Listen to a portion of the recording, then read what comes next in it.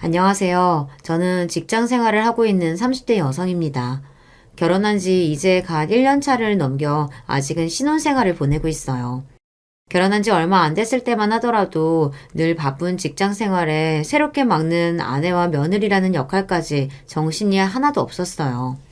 하지만 이제는 어느 정도 자리를 잡고 결혼을 통해 새롭게 만난 인연들과도 어느 정도 익숙해졌습니다.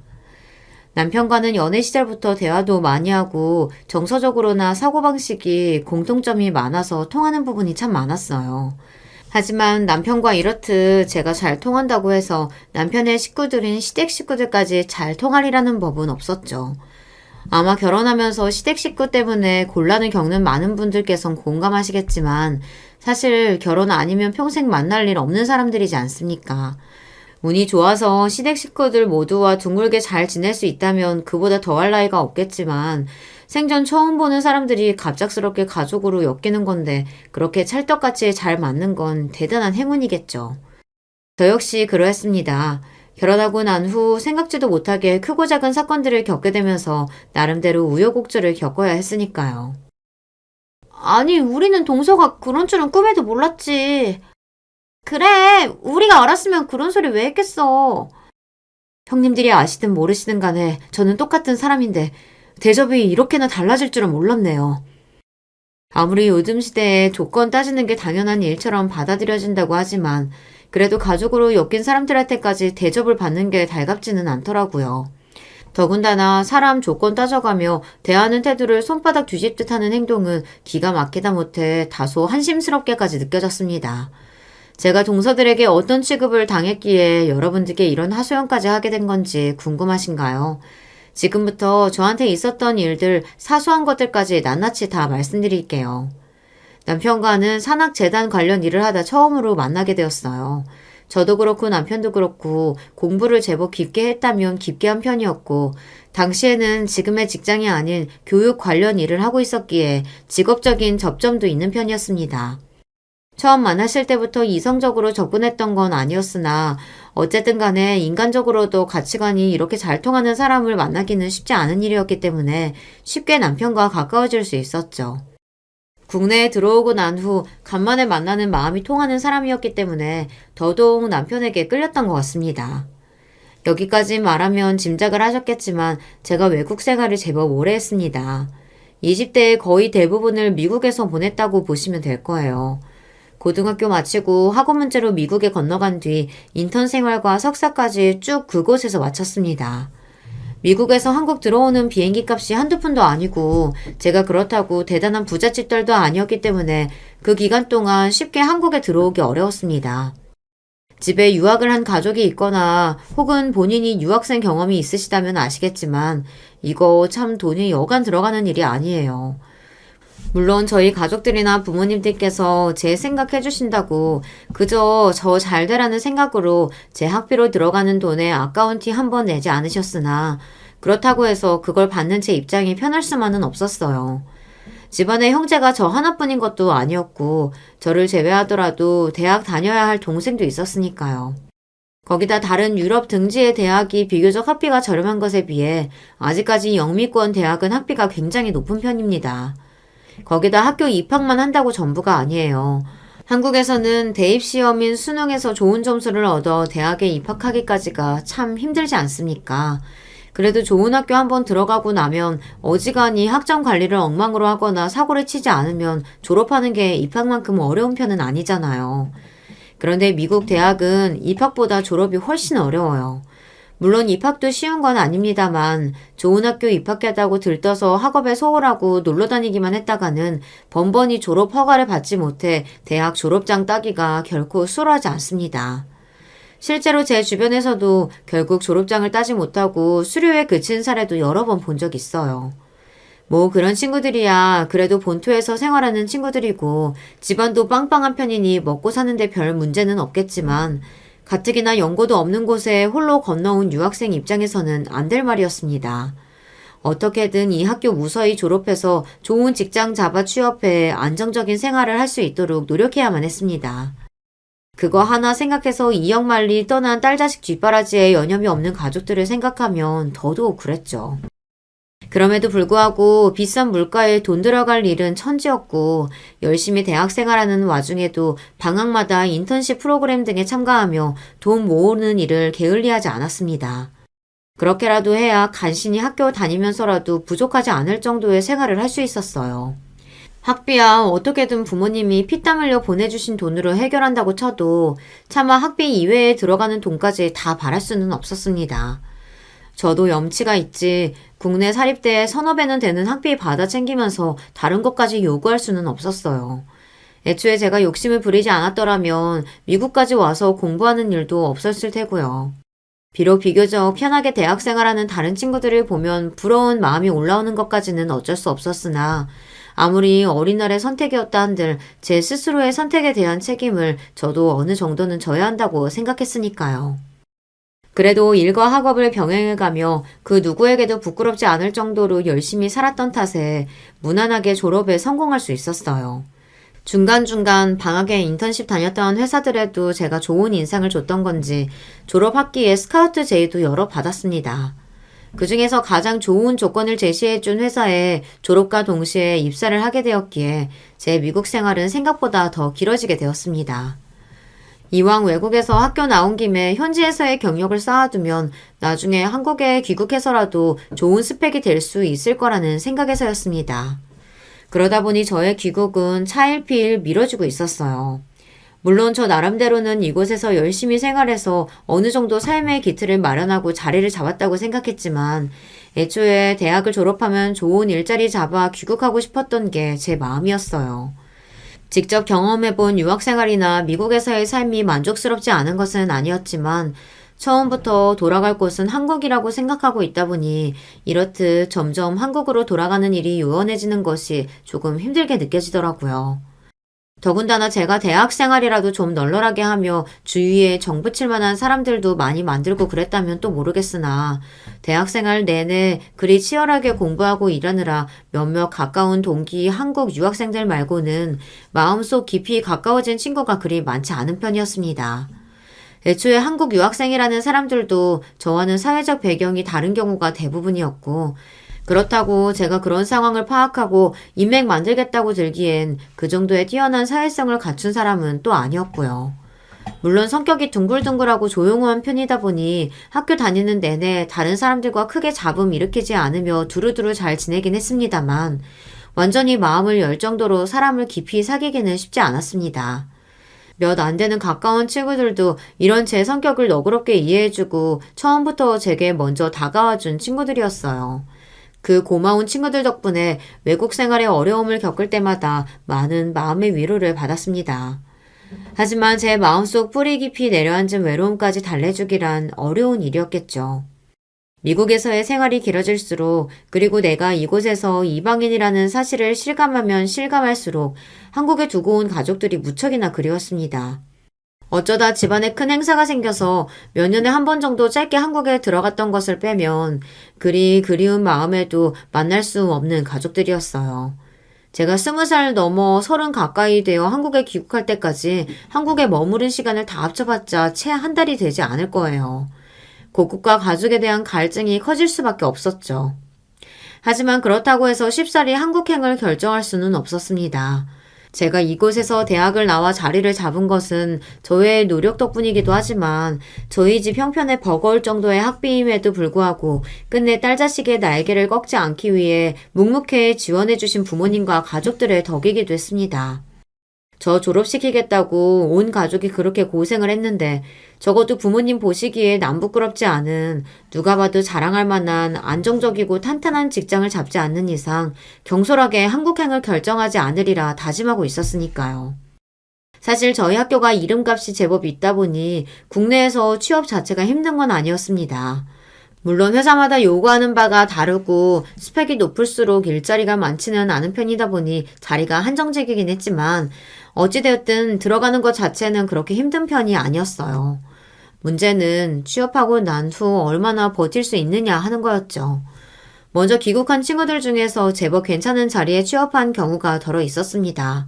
하지만 그중 절반 이상이 채 2년도 채우지 못하고 이직을 준비하더군요.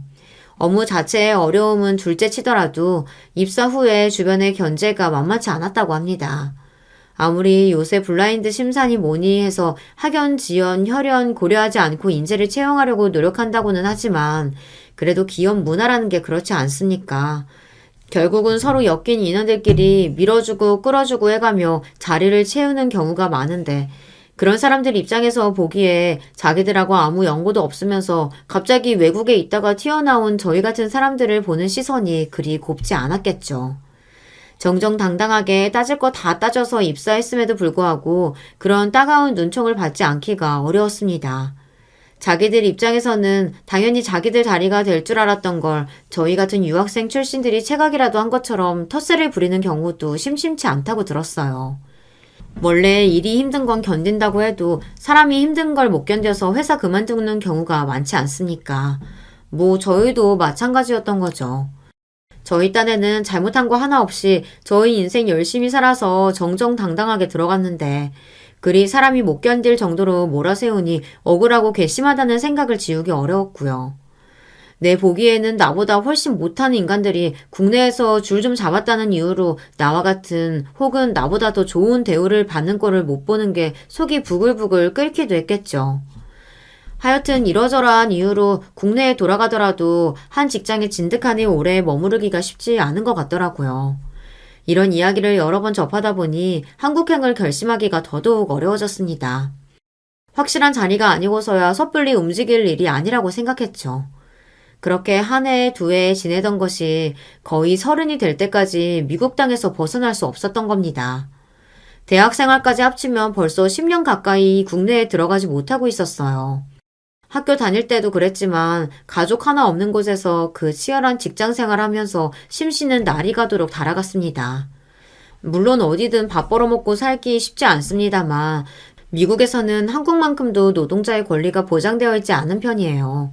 철저하게 성과주의로 돌아가기 때문에 얼마 전까지 높은 급여를 받던 사람도 한번 삐끗하면 한국보다 훨씬 쉽게 해고되는 경우도 많았습니다. 그야말로 무한 경쟁 사회였어요. 애초에 타고난 성격 자체가 경쟁에 그리 맞지 않은 편이었던 저에게는 더더욱 견디기 힘든 상황이었습니다. 다들 그렇게 사니까 그런 줄 알고 산 거지. 안 그랬으면 얼마 버티지 못하고 나가 떨어졌을 거예요.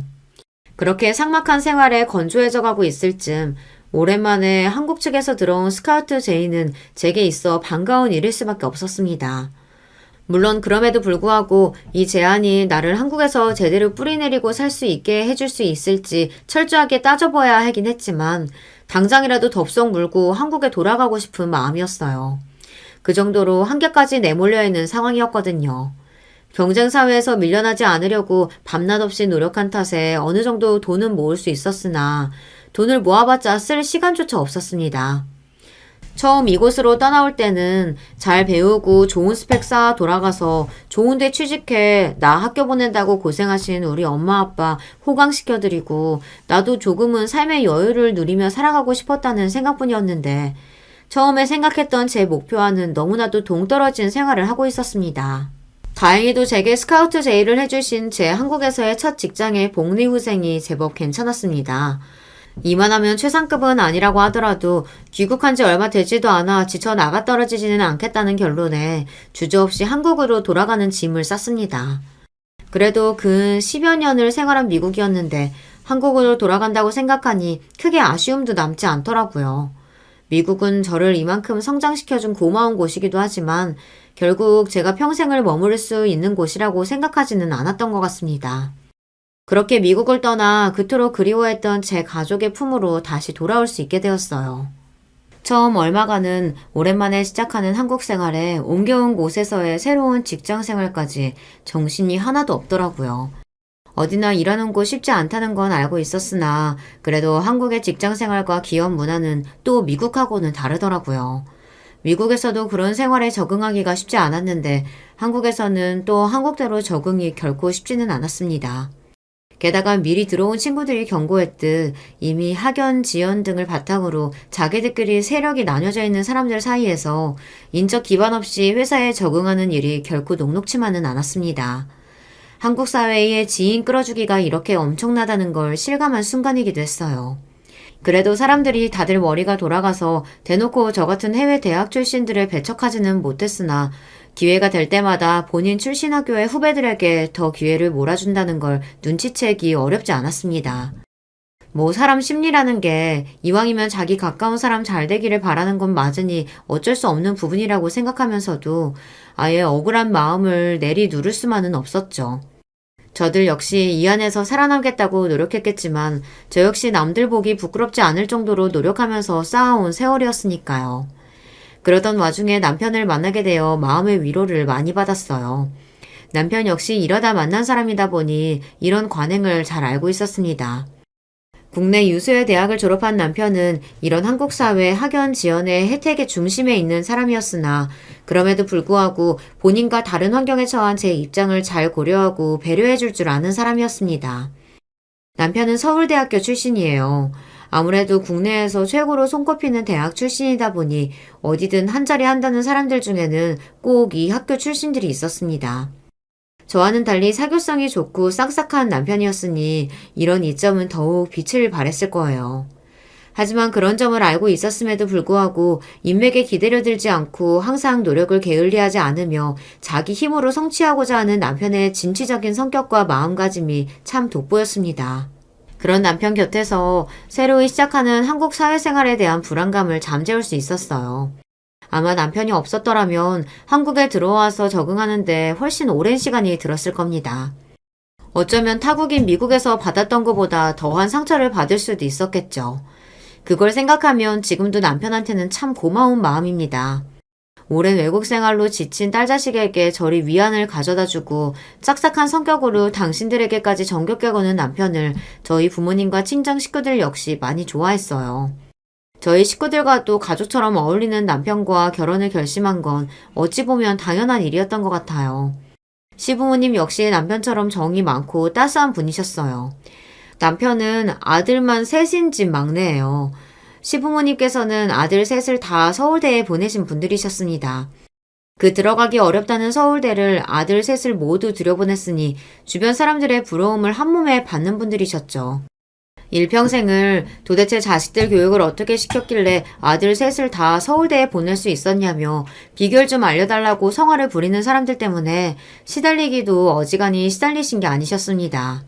제가 처음 한국에 들어왔을 때 제 출신 학교 때문에 주변에서 말들이 많았거든요.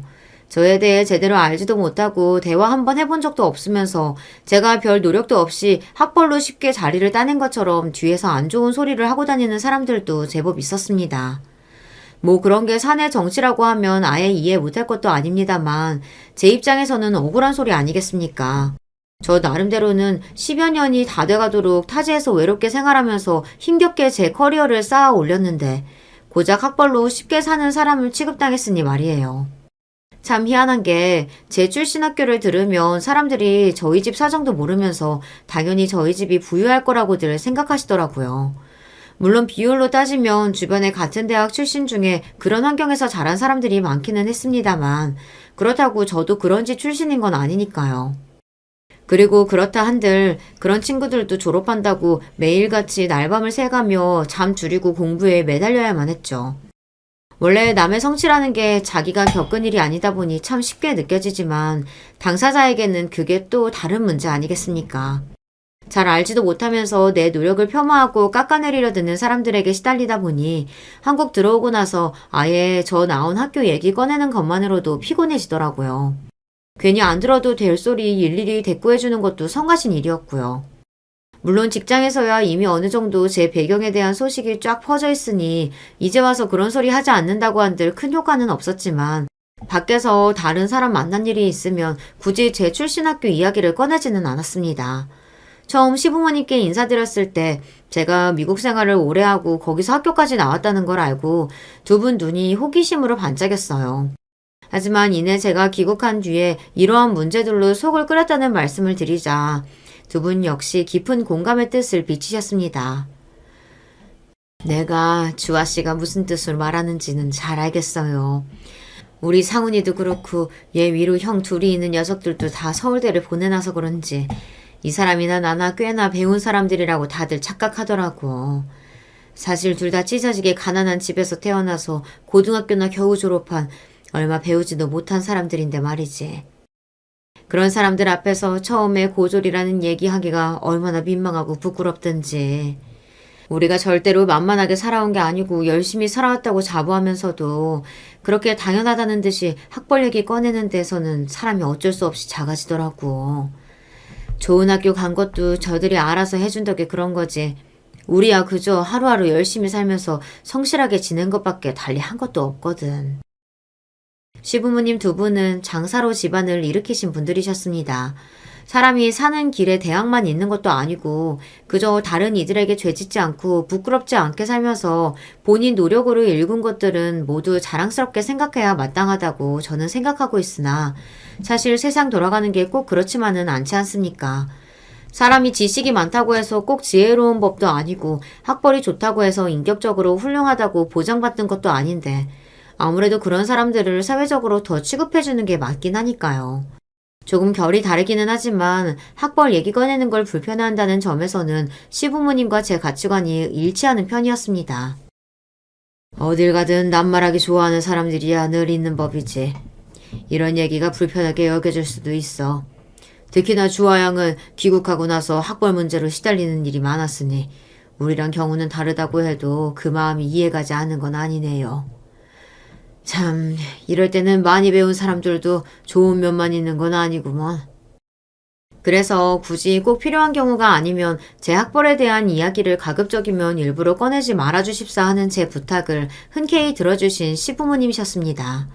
사실 유학파 며느리 보면 시부모님 입장에서는 주위 지인들에게 자랑하고 싶으실 법도 한데 이런 부분까지 저를 배려해 주시는 모습 역시 남편이 저런 부모님을 닮아서 성정이 저런 거구나 하고 생각하게 되더라고요. 어떻게 되었든 간에 저한테는 감사한 일이었죠. 그게 칭찬에서 비롯되었건 시기에서 비롯되었건 제 학벌에 대한 얘기가 나올 때마다 어색한 미소로 처음 보는 사람들을 응대하는 일은 피로도가 높은 일이었으니까 말입니다.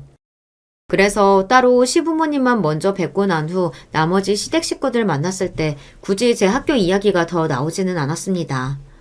온 가족이 함께 모이는 자리 이전에 막내 동생 새색시대 아가씨가 궁금하다는 성화에 우선 남편의 두 형님들, 즉 제 아주버님들과 먼저 대면하게 되었습니다. 처음 만나는 사이끼리 하는 일이나 서로의 집안 이야기 등을 나누다 자연스럽게 학교 이야기도 나오게 되었습니다. 아무래도 삼형제 모두 서울대를 나왔다 보니 이야기하는 도중에 본인들 모교 이야기가 자연스럽게 나오더라고요. 일부러 국내 최고 대학에 나왔다고 티를 내거나 하는 것이 아니라 그 형제들 사이에서는 당연한 일이다 보니 나온 이야기라는 걸 눈치챌 수 있었어요. 저야 뭐 국내 대학 사정은 잘 모르니까 잠자코 있었죠. 학교 얘기에 제가 조용해진 걸 눈치챈 큰 아주버님께서 아차 싶었는지 제게 사과의 말씀을 전하셨습니다. 아이고, 세 사람 불러놓고 나서 너무 우리끼리만 얘기했네. 미안해요. 이렇게 남자들이 배려심이 없어. 내가 내 얘기 아니라고 너무 입 다물고 있었던 게 오히려 아주버님들을 불편하게 했나 싶어 저는 그저 괜찮다고 손사래를 치며 이렇게 이야기했습니다. 아니에요. 그냥 제가 국내 대학 사정은 잘 몰라서요. 하시는 말씀 재밌게 잘 듣고 있어요. 제 말을 어떻게 받아들이셨는진 몰라도 그게 제게 그리 편치 않은 주제라고 생각하셨는지 금세 화자를 바꾼 아주버님들이었습니다. 두 분 모두 말재주가 뛰어나신 편이라 시간 가는 줄 모르고 즐거운 자리였어요. 남편 형제 되는 분들 처음 만난 자리라고 다소 긴장을 하고 있었는데 일이 편안하게 만들어주시는 걸 보면 앞으로 결혼해서도 잘 지낼 수 있을 것 같아 한시름 놓였습니다. 두 분은 벌써 결혼해서 가정을 꾸리고 계셨어요. 큰형님이야 남편과는 나이 터울이 조금 있는 편이라 결혼해서 초등학생 아들을 두고 계셨고 작은형님은 나이에 비해서 조금 일찍 결혼하신 편이라서 큰형님네와 동갑인 딸아이를 키우고 계셨습니다. 다음에 우리 처랑 아이들도 다 같이 한번 봅시다. 우리 가족 된 거 정말 환영해요. 네, 감사해요. 아직 형님 되실 손윗동서 두 분은 만나뵙지 못했지만 남편 되시는 분들이 절이 싹싹하고 밝으신데 형님 되실 분들과도 잘 지낼 수 있지 않을까 하고 기대가 되었습니다. 그래서 처음 만났을 때 생각보다 대면대면한 손윗동서들 태도가 조금 당황스럽게 느껴졌어요. 물론 그 자리에 저 혼자만 낯선 사람인 입장이다 보니 제가 그걸 더 예민하게 알아차렸을지는 모르겠지만 식사 내내 저와 다른 식구들이 하는 이야기를 그저 듣기만 하고 묵묵히 밥만 먹는 모습에 저도 모르게 좀 뻘쭘해지더라고요. 더군다나 그날의 주인공 격인 제 쪽으로는 눈길도 한번 제대로 안 줬으니 제 입장에서는 그 두 사람이 저를 그다지 반가워하지 않는다는 걸 알아차리는 게 어렵지 않았습니다. 형님들이 제게 왜 그런 태도를 보였는지 그 이유를 알게 된 것은 결혼 이후였어요. 결혼 전까지는 사실 형님들과 크게 마주칠 일이 없었고 남편이나 저나 둘 다 직장 생활하면서 결혼 준비까지 하느라 워낙 바빴기 때문에 시간 빼기가 더더욱 어려웠습니다. 게다가 결혼과 관련된 준비하는 일들은 양가 부모님 도움을 많이 받았기 때문에 시간이 난다고 하더라도 양가 부모님들 뵙는데 더 많은 시간을 할애하게 되었어요. 결혼하고 나서도 얼마간은 신혼생활에 적응하느라 형님들까지 신경 쓸 정신이 없었죠. 어느 정도 생활에 적응이 되고 난 후에야 대충의 상황 돌아가는 꼴을 파악할 수 있게 되었습니다. 그날은 둘째 아주머님 부부가 부부 동반 모임에 참석한다고 시조카인 영지를 저희 부부에게 맡기신 날이었어요. 마침 주말이기도 했고 결혼 이후에 아직은 어색한 사이였던 시조카와 조금은 가까워질 수 있지 않을까 하는 기대에 흔쾌히 아이를 봐드리기로 했습니다. 그렇게 저희 집으로 온 아이는 책가방이 빵빵하도록 책을 짊어지고 왔습니다. 주말임에도 불구하고 쉴 새 없이 학원이며 학교 숙제가 잔뜩 쌓여 있어서 새 식구가 된 작은 엄마에게 쑥스러워 기어들어가는 목소리로 겨우 인사만 하고 고개를 받고 공부만 하는 아이였습니다.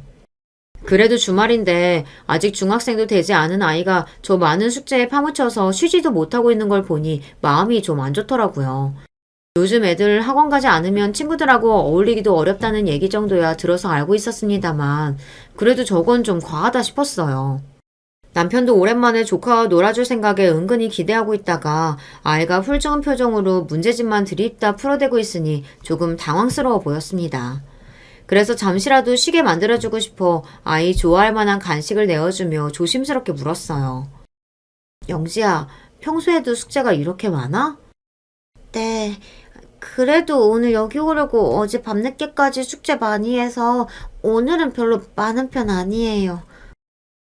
삼촌집까지 와서 책만 들여다보고 있는 저를 책망하는 줄 알았는지 아이가 풀이 죽어 기어 들어가는 소리로 말했습니다. 괜히 애 신경 쓰게 하는 건가 싶어 서둘러 말했어요. 괜찮아. 벌써부터 이렇게 열심히 공부하는 거 보니까 기특해서 그래. 그럼 삼촌이랑 숙모랑 같이 남은 거 얼른 풀고 재밌는 거 하고 놀까? 그제야 아이 표정이 좀 풀어지더라고요.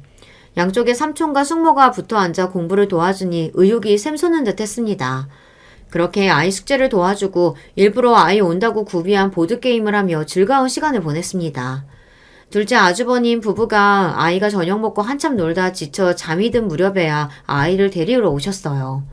아주버님께서는 기분이 좋아 한잔 하셨는지 웃는 낯이 벌겋게 익어 계셨고 운전해야 해서 술을 드시지 않은 둘째 동서가 아이를 챙기셨습니다. 우리 애 봐주느라 고생했네. 아니에요.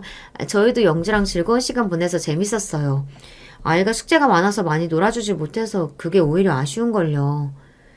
그 말은 진심이기도 했지만 저도 모르게 아이 합숙력이 지나치게 많다는 생각에 튀어나온 말이었던 것도 같습니다. 제 말에 살짝 이마에 미간을 찌푸린 둘째 동서가 언제 그랬냐는 듯 표정을 지우고 아이를 데리고 가셨습니다. 그리고 얼마 지나지 않아 시어머니 생신이랑 온 시댁 식구들이 모두 모였습니다. 좋은 날이니만큼 서로 기분 좋은 대화가 오가며 맛있는 음식 먹고 서로의 근황을 주고받았어요. 저 역시 얼마 전 만났던 시조카 영지의 안부를 챙겼습니다. 영지는 그날도 제 몸뚱이만한 책가방에 책이며 문제집을 잔뜩 싸들고 왔더라고요. 저도 모르게 아이가 안쓰럽다는 생각이 들었습니다. 괜히 한번 무거운 가방 드느라 고단했을 아이 어깨를 토닥여주며 제가 말을 붙였어요. 영지야, 오늘도 책을 많이 들고 왔네. 내일까지 해야 할 숙제가 있어서요. 우리 영지가 고생이 많네. 이렇게 열심히 노력해서 영지가 공부를 잘하나 보다. 제 칭찬에 쑥스러웠는지 아이 얼굴이 발그레해졌습니다. 그래도 아직 어린아이인데 놀 때는 좀 놀았으면 싶었어요. 저도 공부를 꽤나 했던 학생이었지만 공부에 대한 능률을 길게 끌고 가려면 풀어줄 땐 또 잘 풀어주는 게 훨씬 효과가 있었거든요. 하지만 제가 그 아이 부모도 아니고 부모님이 엄연히 계시는데 아이 교육 문제에 이러쿵저러쿵 말을 못하는 건 실례되는 일이라는 걸 알았기에 더는 말하지 않고 아이 머리만 쓰다듬어 주었습니다. 후식 내온다고 잠시 주방으로 들어가는 길에 둘째 동서도 제 뒤를 따라오셨어요. 그러더니 저를 보고 대뜸 이러시더라고요. 동서, 우리 예뻐해주는 건 고마운데 그래도 아이 앞에서 그런 식으로 말은 좀 안 했으면 좋겠어. 네? 아까 내가 아이한테 무슨 말실수라도 했나 싶어 제가 했던 말을 곱씹어 보았습니다. 그런데 딱히 뭐가 잘못됐는지 잘 모르겠더라고요. 혹시 내가 아이에게 실수될 만한 말을 했나 싶어 다시 되물었습니다. 형님, 혹시 제가 실수한 게 있을까요? 알려주시면 다음부터는 조심할 테니까 말씀 좀 해주세요. 아니, 학생이 공부하는 게 당연한 일이지. 그걸 가지고 고생스럽다고 하는 건 좀 아니지 않아? 우리의 학습량이 그렇게 많은 편도 아니야. 요새 애들은 다 저만큼은 한다고. 그런데 괜히 동서가 이상한 바람 불어넣어서 애 허튼 생각이라도 할까 봐서 그래. 지금도 저기서 더 놀리고 싶은 걸 조절하고 있는 중인데 그렇게 공부 너무 많이 한다는 식으로 했다가 애가 깨라도 부리면 골치 아파지는 건 내 쪽이라고. 제 딴에는 아이가 너무 어린 나이부터 공부한다고 애를 너무 먹는 것 같아서 한 소리였는데 아이 공부 스케줄 관리하는 엄마 입장에서는 자기 일도 아닌 문제에 괜히 입댄 것처럼 느껴질 수도 있다는 생각이 들더라고요. 물론 그럴 의도는 아니었습니다만 상대방이 그렇게 느꼈다고 하면 조심해야 하는 게 맞다고 생각했어요. 그래서 답했습니다. 죄송해요, 형님. 제 딴에는 영지가 너무 애쓰는 것 같아서 안쓰러워서 한 말이었는데 제가 자세한 사정도 모르면서 너무 쉽게 말했던 것 같아요. 앞으로는 신경 쓸게요. 그래. 뭐 그렇게 얘기해주니 더 할 말은 없네. 동서야 모르겠지만 원래 대학 가서 사람 구실하려면 지금부터 공부의 길을 들여놓는 게 참 중요하다고. 동서가 경험해본 일이 아니라서 잘 몰라서 그런 거라고. 이번에는 그냥 넘어갈게. 앞으로는 신경 좀 써줘. 그러고는 밖으로 쏙 나가버리는 둘째 동서였습니다. 갑작스레 들어온 뜻밖의 말에 저는 어안이 벙벙해졌어요. 아니, 저도 고등학교 때까지는 치열하다는 대한민국 교육을 경험해봤고, 비록 국내 대학은 아니라 하더라도 외국에서 대학 생활도 질리도록 해봤고요. 이런 문제에 완전히 문외 아닌 것처럼 취급하는 것도 모자라 조금은 무시당한 기분이 들어 기분이 찜찜했지만, 이렇게까지 생각하는 건 내가 너무 과하게 해석한 건가 싶어 애써 떨떠름한 기분을 떨쳐내려 노력했습니다. 시댁에 모이는 일이 잦아질수록 저를 대하는 두 동서들의 태도가 더욱 확실하게 느껴졌습니다. 동서들이 붙어있을 때마다 단연 가장 많이 나오는 주제는 역시 아이들 교육 문제였어요. 제가 결혼한 지도 얼마 안 되었고 아이도 없다 보니 두 분이 말씀하실 때 멀뚱하게 듣고 있는 것 말고는 딱히 할 말도 없었습니다. 애초에 그 둘이 지내온 시간이 저보다 훨씬 길었고 공통적인 관심사도 없이 아이들 교육 문제만 나오는데 화제에 끼어들기가 쉽지 않았죠. 은근히 그 둘이 저를 따돌리는 기분이 들었으나 설마 나하고 무슨 척질 일이 있는 것도 아닌데 일부러 그러기야 하겠나 생각했어요. 아, 너무 우리들끼리 떠들었네. 아무래도 우리가 엄마다 보니 이런 데 관심이 갈 수밖에 없더라고. 동서도 이해하지? 아, 그럼요. 아이들 문제만큼 중요한 게 또 있나요. 그래. 자기 듣기에는 뭔 소린가 싶겠지만 그래도 동서도 들어둬서 나쁠 건 없을 거야. 지금껏 동서야 대학을 다녀본 것도 아니고 무슨 소린가 싶겠지만 우리 도련님하고 결혼한 이상 애가 생기면 당연히 대학을 보내야 할 거 아냐. 그때 되면 우리한테 이렇게 기동령으로나마 들어둔 걸 감사하게 될걸? 저를 대학 문턱도 밟아오지 못한 사람 취급하는 말에 어리둥절해졌습니다. 그러면서 제게 대단한 은혜라도 베푼 것처럼 구는 두 손윗동서를 보니 그제야 저 둘이 제게 거리를 두는 이유를 깨달을 수 있었어요. 눈치 없이 저 두 사람이 몇 번 만나보지도 않은 새 식구인 저에게 낯을 가리고 있는 게 아닌가 싶었는데 애초에 본인들과는 어울릴 수 없는 보이지 않는 선을 긋고 저를 대한 거였더라고요. 두 동서들은 아주버님들과 캠퍼스 커플 출신으로 둘 모두 서울대 출신이었습니다. 한눈에 보기에도 좋은 대학 나왔다는 자부심이 상당해 보였죠. 도대체 저 두 사람이 어쩌다 저를 대학은 구경도 해보지 못한 고졸 출신이라고 오해하고 있는지는 둘째 치더라도 대학 안 나왔다고 생각한 것만으로 사람을 이렇게 은근히 무시하고 깔보다니 실망스러움을 감추기 어려웠습니다. 집으로 돌아오는 길에 남편에게 대충 그날에 있었던 일을 설명했더니 남편 표정도 황당하게 짝이 없더라고요. 그런 남편에게 제가 말했습니다. 아무래도 아주버님들 처음 뵀을 때 내가 국내 대학 사정 잘 모른다고 한 걸 대학 안 나와서 그렇다고 착각하신 것 같아. 아니, 그걸 착각하고 말고를 떠나서 그렇다고 당신이 고졸인 줄 알았다고? 내가 고졸이라고 생각했다는 거는 나 아무렇지도 않아. 대학 나온 사람만 사람인 것도 아니고. 당장 어머님, 아버님도 대학 안 나오셔도 저렇게 자식 셋 훌륭하게 키워내시고 번듯하게 지내시는데 그게 뭐가 그렇게 중요하겠어. 내가 황당한 건 내가 대학 안 나온 줄 알고 고졸 출신인 줄 아니까 꼭 사람을 자기들 밑으로 보고 행동하는 게 어이가 없어서 하는 소리야. 아휴, 형수님들 애들한테 벌써부터 너 제대로 안 하면 좋은 대학 못 간다고 닥달하시는 거 보고 조금 과하신 거 아닌가 싶었더니 당신한테까지 그런 식으로 구셨단 말이야. 남편 역시 제 형수님들에 대한 실망감이 뚜렷해 보였습니다. 제가 동서들에게 그런 취급을 받은 걸 저보다 더 기분 나빠하는 남편이었어요. 다음에 형수님들 뵈면 내가 똑바로 해명할게. 나 참 어이가 없어서. 당신 어느 대학 나왔는지 알면 두 분 표정이 아주 볼만할 거야. 됐어. 그거 보고 나 대하는 태도 변하면 그건 그거대로 또 기분 나빠. 어차피 나 학교 나온 걸로 이래저래 말 나오는 거 별로 달갑지도 않고 그 두 분이 오해하신다고 해서 내가 진짜 고졸이 되는 것도 아닌데 뭐. 이미 실망스러워서 그런지 해명을 할 생각도 들지 않는 저였습니다. 그리고 해명이라는 말도 참 웃기지 않나요? 자기들 임의대로 해석해서 멋대로 받아들인 사실만 가지고 그럴 일도 아닌 걸 가지고 사람을 이리 대해놓고 사실대로 얘기한들 무슨 소용이 있을까 싶었습니다. 어차피 그런 마음가짐으로 앞으로 잘해준다면 내가 진심으로 마음에 들어서 하는 행동도 아닌데 그런 식으로 아무 일 없었다는 듯 잘 지내는 것도 찜찜한 기분이었고요. 그렇게 말하는 저를 보고 남편 표정이 염려스러웠으나 괜한 말할 거 없다고 다시 한번 남편에게 당부하고는 저도 그렇게 넘어가기로 작정했어요. 하지만 신경 쓰지 않으려고 했던 생각에도 불구하고 제 앞에서 두 분의 학벌 타령은 점점 더해져만 갔습니다. 동서, 지금 와서 좀 늦기는 했지만 그래도 도련님도 서울대 출신인데 지금이라도 사이버 대학이라도 들어가는 거 어때? 그래. 나중에 애 낳아봐. 아빠는 서울대 나왔는데 엄마는 대학 문턱도 못 밟아봤다 그러면 애가 얼마나 창피하겠어? 다 동서 생각해서 하는 소리야. 인생 선배들 말 가볍게 듣지 말고. 배울 거 하나 없는 사람이 인생 선배를 자처하는 게 기가 찼습니다.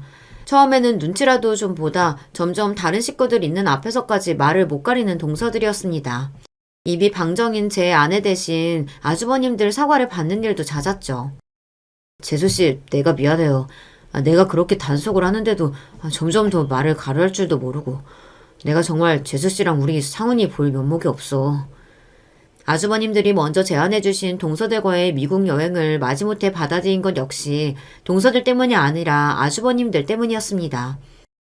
내가 성과급 명목으로 미국 여행 상품권을 받았는데 요새 업무가 하도 바빠서 시간 빼기가 어렵더라고. 가서 구경도 잘하고 콧바람도 좀 쐬고 하면서 기분 좀 풀고 와요, 재수씨. 미국 여행에 한두 푼 드는 것도 아니고 제게 미안한 마음에 어떻게든 동서들 간의 사이를 풀어보려고 저리 애쓰시는데 거절하기도 참 그렇더라고요. 이미 제 형수들하는 태도에 성이 날 대로 난 남편은 그마저도 곱깝지 않게 봤지만요. 당신 괜히 형들 때문에 억지로 괜히 참아줄 필요 없어. 나중에 뒷수습 내가 다 해줄 테니까 너 어떤 소리 하거든 봐주지 말고 할 말 시원하게 다 해. 알았지?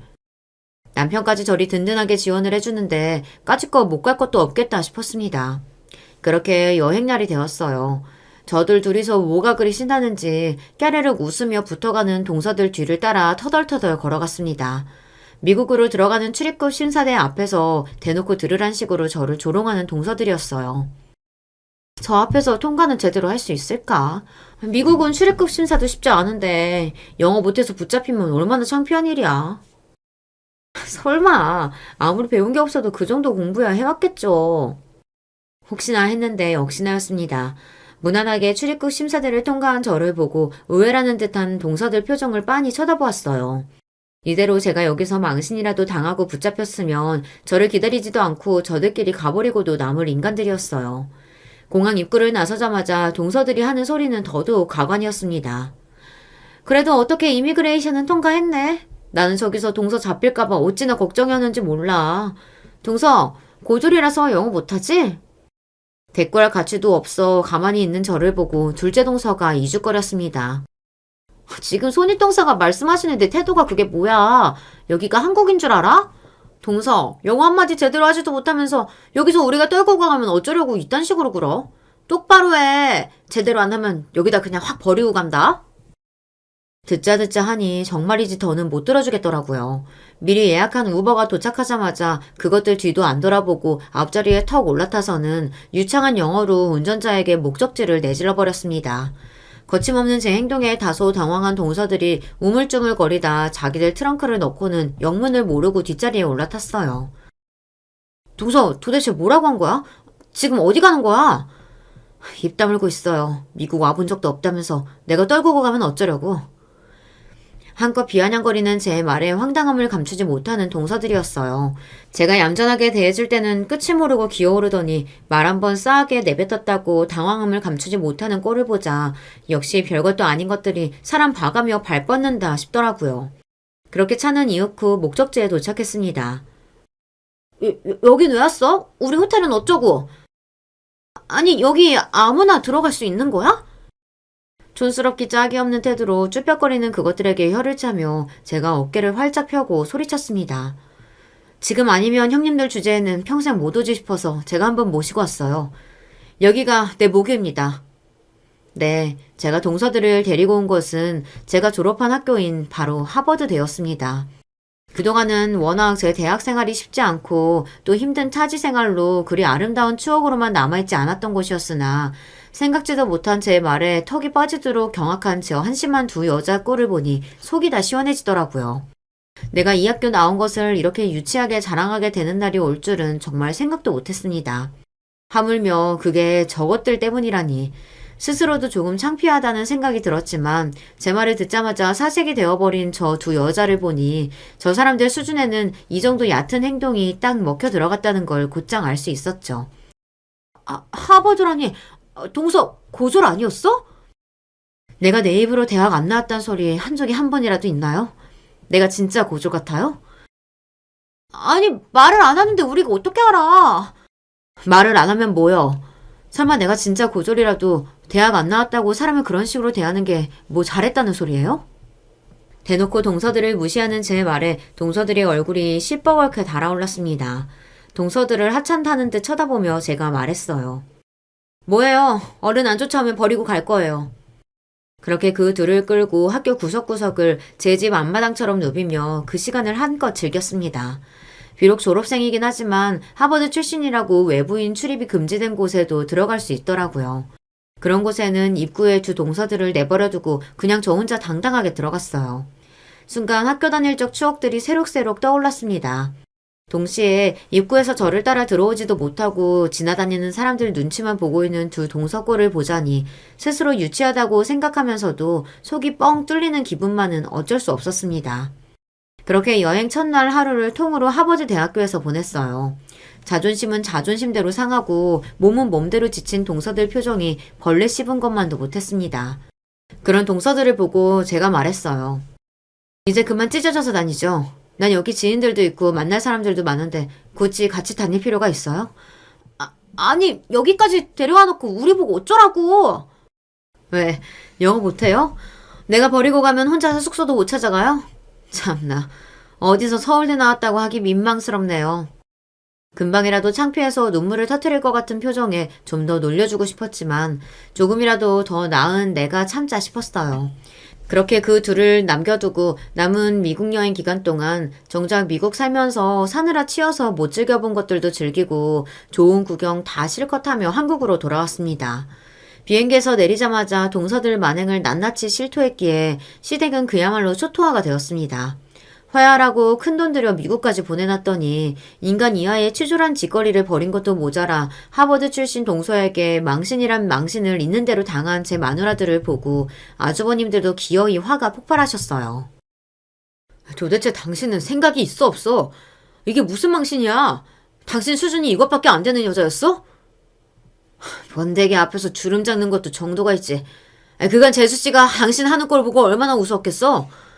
재수씨가 당신 미국에 안 버리고 온 것만으로도 감사히 생각해. 아마 동서들도 살면서 그렇게 큰 수치심을 겪어본 적은 없었을 겁니다. 창피해서 얼굴이 터질 것 같다면서도 대꾸 한마디 못하는 꼴을 보니 그간 쌓인 채증이 확 풀리는 기분이었어요. 더 볼 것도 없이 그 이후로 손윗동서들이 제게 기어오르는 일은 두 번 다시 없었습니다. 기어오르기는커녕 어쩌다 대학 얘기만 나와도 제 눈을 피하는 꼴은 좀 불쌍할 지경이더라고요. 당신들 인생의 가장 큰 자부심이 학벌이었을 테니 제 앞에서는 평생 저리 쪼그라져 살겠죠. 전에 없이 유치한 일을 벌이기는 했습니다만 알터니가 빠진 심정이니 이만하면 잘 정리되었다 싶어요. 사람 참 각양각색이라고 하지만 살다 보니 정말이지 별일이 다 있어요. 이렇게 두 손이 동서들과의 갈등은 잘 마무리되었습니다. 이야기 들어주신 여러분 정말 감사드려요. 안녕하세요. 아이 둘 키우는 엄마입니다. 자식 키우는 것이 보통 일이 아니지만 그래도 눈에 넣어도 하나도 아프지 않을 이 아이들이 조금씩 커가는 모습을 보는 것이 부모로서 인생의 가장 큰 즐거움이겠죠. 그런데 이런 예쁜 아이들이 자라면서 험한 일을 겪는다면 부모의 마음이 당연히 찢어지겠죠? 게다가 아이가 겪었던 그 일을 그 당시 바로가 아니라 시간이 한참 지나서야 알게 되면 아이들에 대한 미안함은 물론 아이들에게 미리 더 집중하지 못했던 스스로를 무척이나 탓하게 된답니다. 아직은 무슨 이야기인지 잘 모르시겠죠? 지금부터 차근히 그 이야기를 풀어나가 보겠습니다. 저는 일만 하고 사느라 비교적 늦은 33살의 나이에 결혼했습니다. 요즘 치고는 그렇게 늦은 나이도 아니지만 그때까지만 해도 노처녀가 드디어 시집 간다면서 친정에서는 다들 환호성을 질렀습니다. 시어머니는 나이 많은 저를 그다지 달가워하지 않았고 어렵게 승낙받은 결혼식이 끝나기가 무섭게 나이가 많으니 얼른 아이를 가지라는 시어머니의 성화에 시달려야 했습니다. 하지만 저희 부부가 아이를 가지기 위해서 정말 많은 노력을 했지만 아이가 잘 들어서지 않았어요. 시어머니는 전통적인 사고방식을 가진 분이라 그런지 아이가 들어서지 않는 것이 은근슬쩍 여자인 저에게 문제가 있는 것처럼 한 번씩 제 속을 긁어 놓으셨습니다. 우리 때는 아들 못 낳으면 쫓겨나는 일이 다반사였는데 세상이 참 좋아졌지 뭐냐? 요새는 아예 작정하고 애 안 낳고 사는 사람들도 많다고 하니 말세야 말세. 시어머니의 이런 말은 겉으로는 애를 안 낳고 사는 딩크족을 욕하는 말 같지만 사실은 아직 애를 낳지 못한 저를 겨냥해서 한 말이었습니다. 그러고 있자면 저희보다 늦게 결혼했음에도 이미 아이를 낳은 손아래 동서가 시어머니가 말리는 척하면서 끼어들곤 했습니다. 어머님, 요새는 어디 가서 그런 말씀하시면 큰일 나요. 애 안 낳고 사는 것도 권리라면서 얼마나 당당한데요. 그쵸, 형님? 저는 오히려 형님네가 부러워요. 아휴, 준영이는 이제 태어난 지 5개월이라 그런지 어찌나 손이 많이 가는지 아세요? 저희도 그냥 딩크족으로 살 걸 그랬어요. 저는 사실 시어머니보다 동서의 말이 더 얄미웠습니다.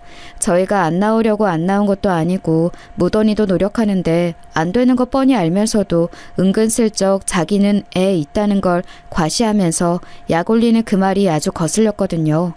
시댁의 이런 분위기는 계속해서 저에게 스트레스를 주었고 난임에도 스트레스가 더욱 안 좋은 영향을 미치기에 그로 인해 아이는 더 안 들어서고 그렇게 계속 임신이 되지 않으니 다시 스트레스가 쌓이고 정말이지 끊이지 않는 악순환의 연속이었습니다.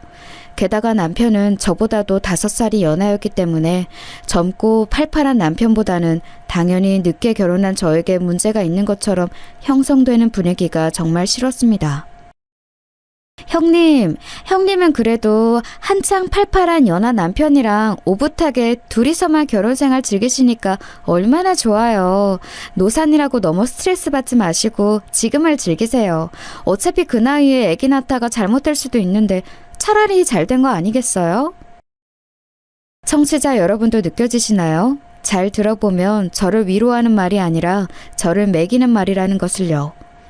네, 사실 오늘 사연에서 가장 중요한 등장인물은 동서라고 해도 과언이 아닙니다.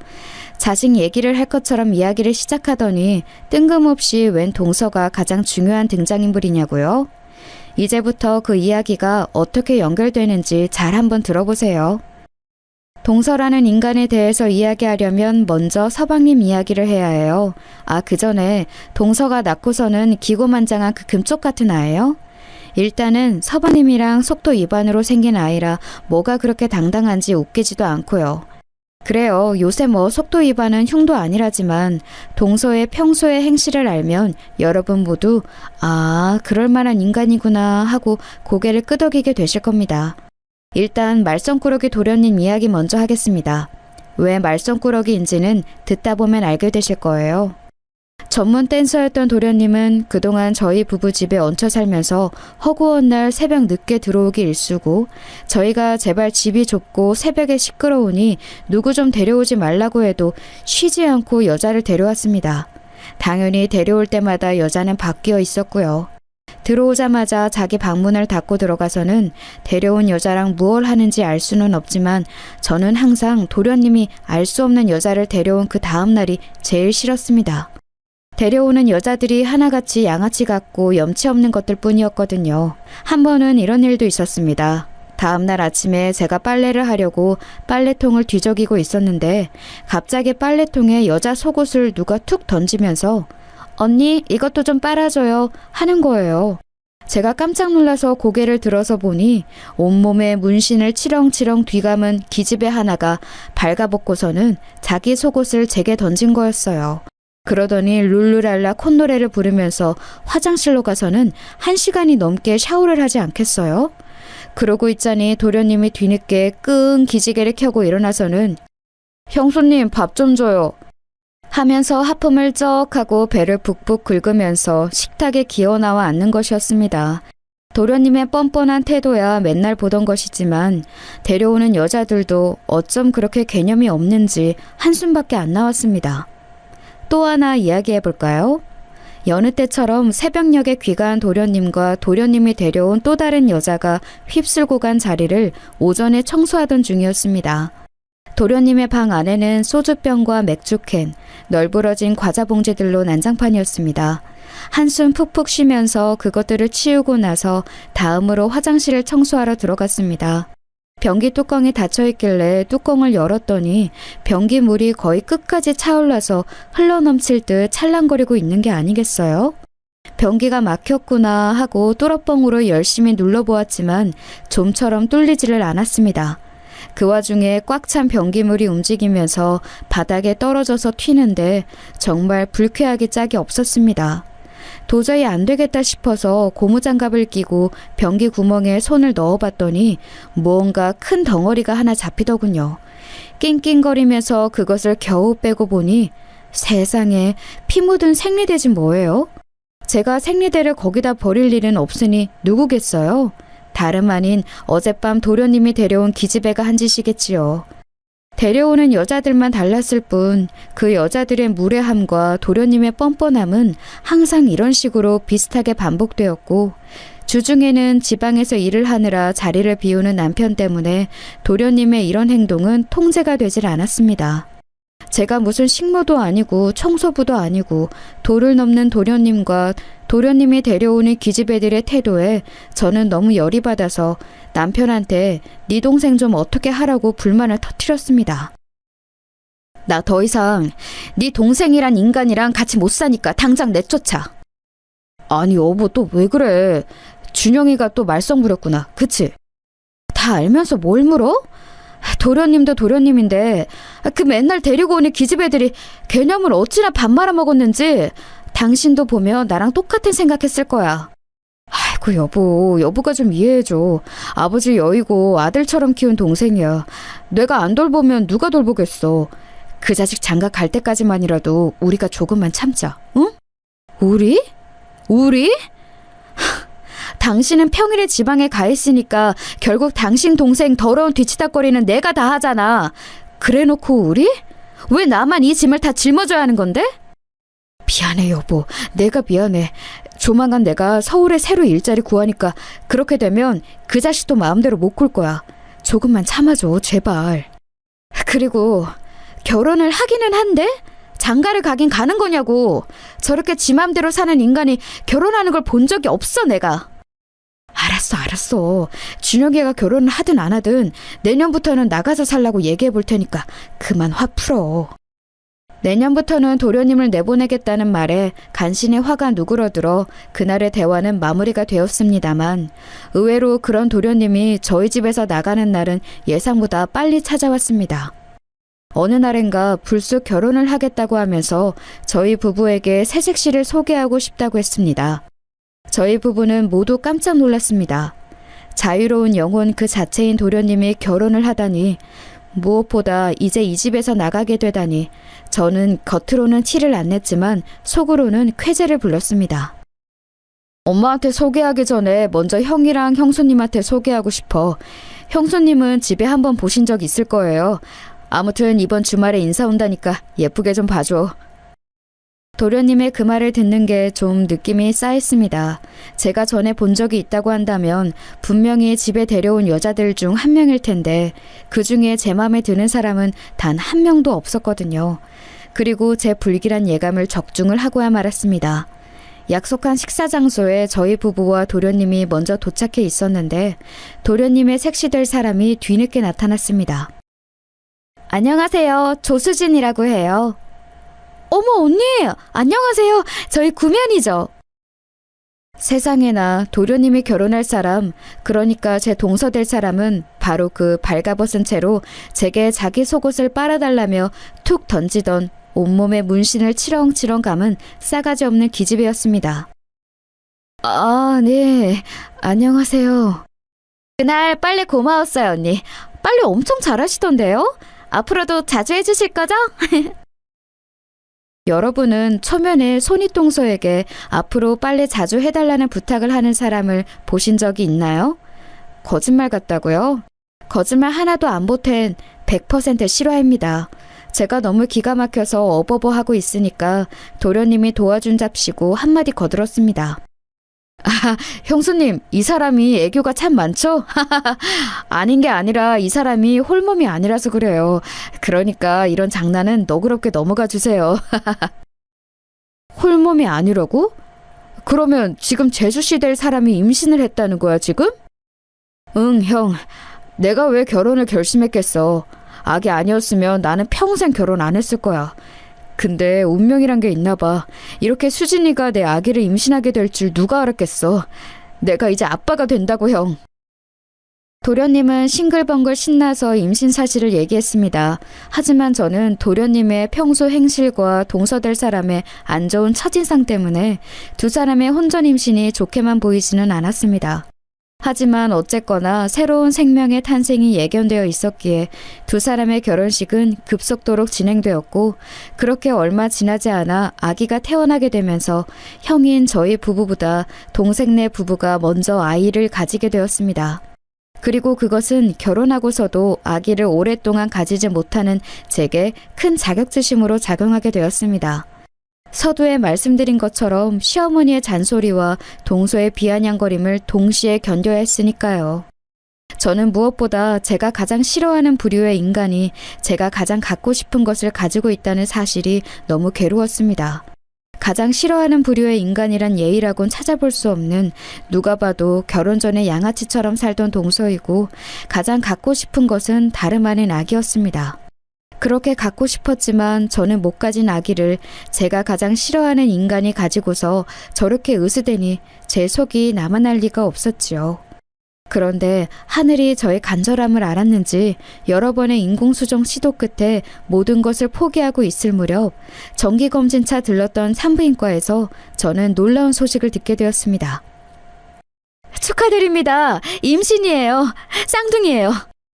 저는 안정을 취해야 한다는 선생님의 말에도 그 길로 거의 한달음에 집으로 달려와 남편에게 이 소식을 알렸습니다. 그게 정말이야? 와, 여보 고생했어. 정말로 고생했어. 고마워. 문자 그대로 세상 모든 것을 다 가진 것 같았습니다. 게다가 하나도 아니고 쌍둥이라니. 저는 그렇게 40이 다 된 나이에 쌍둥이 엄마가 되었습니다. 무엇보다도 눈꼴신 동서에 잘난 채도 더 이상 보지 않아도 돼서 좋았습니다. 어렵게 들어선 아기들인 만큼 저는 지극정성으로 10달을 보냈고 무사히 건강한 쌍둥이 왕자님을 출산했습니다. 그리고 정말 신기하게 아이들이 태어나자마자 신기하게 남편의 사업은 크게 성공 가도를 달리면서 번창하기 시작했습니다.